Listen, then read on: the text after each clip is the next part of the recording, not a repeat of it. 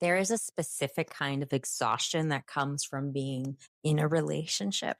Doesn't actually exist on paper. You talk every day, you share your heart, you pray together, you might even be exclusive in practice, but there is no title, there's no commitment, and no clear path forward. You feel like a wife, you act like a wife, but you are carrying the weight of a covenant without the protection of one. An emotional marriage is when you give a man wife level access to your heart without him ever giving you a covenant level commitment. You are functioning in a deep spiritual and emotional bond with someone who hasn't actually chosen you. And the reason you can become so drained in this dynamic is that you're trying to maintain the intimacy of a marriage on the unstable ground of a friendship. You're not waiting on God. You're waiting on this man. Right? You're waiting on this guy to catch up to the level of access you've already given him. Hey friend, I'm Coach Christina. I help Christian women heal after heartbreak and rebuild their identity in Christ so they stop carrying old pain into new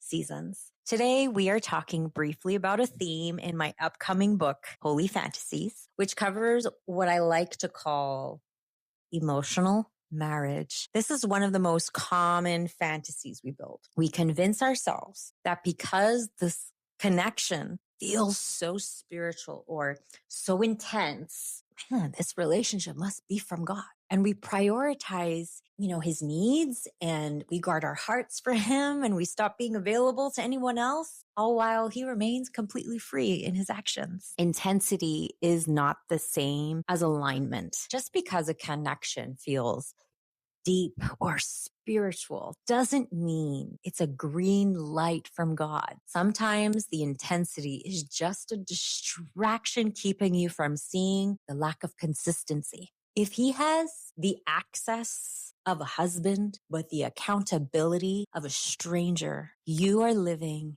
in what I call a fantasy. It's time to stop holding your life on pause for a man who hasn't even stepped into the room. The danger of emotional marriage is that it feels holy. You think you're being patient. You think you're being that Proverbs 31 woman for a man who hasn't even become a Boaz. But the truth is, you're delaying your own healing and your own future by staying tethered to a ghost of a relationship, right? Listen, you don't need a ring to start the mission God has for you, because it's time to close the door on the what ifs so that you can walk into what actually is real. If this spoke to you and you're tired of carrying heartbreak into every new season, come find me on Instagram. I'm at The Coaching Haven. And if you are truly ready to do the work of healing, not just talk about it, DM me the word healed, and I can share what your next step could look like. I'm praying for you, and I'll see you in the next video.